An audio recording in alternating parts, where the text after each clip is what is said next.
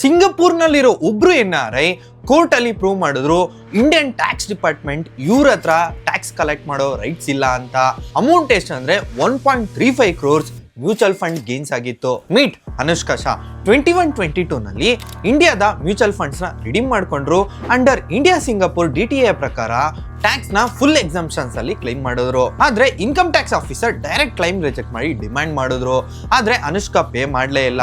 Argument ಗೋಸ್ಕರ direct tribunal ಮುಂಬೈಗೆ ಹೋದ್ರು. ಇವರ ಆರ್ಗ್ಯುಮೆಂಟ್ ಒಂದೇ ಒಂದು ಕ್ಲಾಸ್ ಮೇಲೆ ಆರ್ಟಿಕಲ್ 13 ಇಂಡಿಯಾ ಸಿಂಗಾಪುರ್ DTA ಏನ್ ಹೇಳುತ್ತೆ ಅಂದ್ರೆ ಕ್ಯಾಪಿಟಲ್ ಗೇನ್ಸ್ ನೀವು ರೆಸಿಡೆನ್ಸ್ ಇರೋ ಕಂಟ್ರಿದಲ್ಲಿ ಮಾತ್ರ ಟ್ಯಾಕ್ಸಬಲ್. ಸಿಂಗಾಪುರ್ ಕ್ಯಾಪಿಟಲ್ ಗೇನ್ಸ್ ಮೇಲೆ ಯಾವ ಟ್ಯಾಕ್ಸ್ ಇಲ್ಲ, ಆದ್ರೆ ಅವರ ಲೀಗಲ್ ಲಯಬಿಲಿಟಿ ಎರಡೂ ಕಂಟ್ರೀಸ್ ನಲ್ಲಿ 0. ಟ್ಯಾಕ್ಸ್ ಆಫೀಸರ್ ಆರ್ಗ್ಯೂ ಮಾಡ್ದ mutual funds units basically shares ಇಂಡಿಯಾನಲ್ಲಿ ಟ್ಯಾಕ್ಸಬಲ್. ಆದ್ರೆ ಟ್ರೈಬ್ಯುನಲ್ ಆ ಆರ್ಗ್ಯುಮೆಂಟ್ ನ ಕಂಪ್ಲೀಟ್ಲಿ ರಿಜೆಕ್ಟ್ ಮಾಡ್ತು. ಇಂಡಿಯಾನಲ್ಲಿ ಮ್ಯೂಚುವಲ್ ಫಂಡ್ಸ್ ಟ್ರಸ್ಟೀಸ್ ಆಗಿ ಸ್ಟ್ರಕ್ಚರ್ ಆಗಿರುತ್ತೆ, ಕಂಪನೀಸ್ ಅಲ್ಲ. ಆದ್ರೆ ಇಂಡಿಯನ್ ಲಾ ಪ್ರಕಾರ ಮ್ಯೂಚುವಲ್ ಫಂಡ್ಸ್ ಯೂನಿಟ್ಸ್ ನ ಶೇರ್ಸ್ ಆಗಿ ಕನ್ಸಿಡರ್ ಮಾಡಲ್ಲ.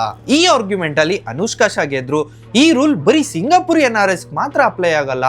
Oman, Kuwait, Germany, France, Malaysia ಈ ಕಂಟ್ರೀಸ್ನ NRIs ಕೂಡ ಅಪ್ಲೈ ಆಗುತ್ತೆ. ಈ ವಿಡಿಯೋನ ನಾನು ಧೀರಜ್ ಪೂಜಾರಿ NRI ಅವ್ರಿಗೆ ಟ್ಯಾಗ್ ಮಾಡ್ತಿದ್ದೀನಿ. ಅವ್ರ ಪರ್ಸ್ಪೆಕ್ಟಿವ್ ಏನಿದೆ ಅಂತ, ಇಲ್ಲ ಅವ್ರು ಮ್ಯೂಚುವಲ್ ಫಂಡ್ಸ್ ಅಲ್ಲಿ ಇನ್ವೆಸ್ಟ್ಮೆಂಟ್ ಮಾಡಿದಾರಾ ಇಲ್ವಾ ಅಂತ ತಿಳ್ಕೊಳ್ಳೋಣ.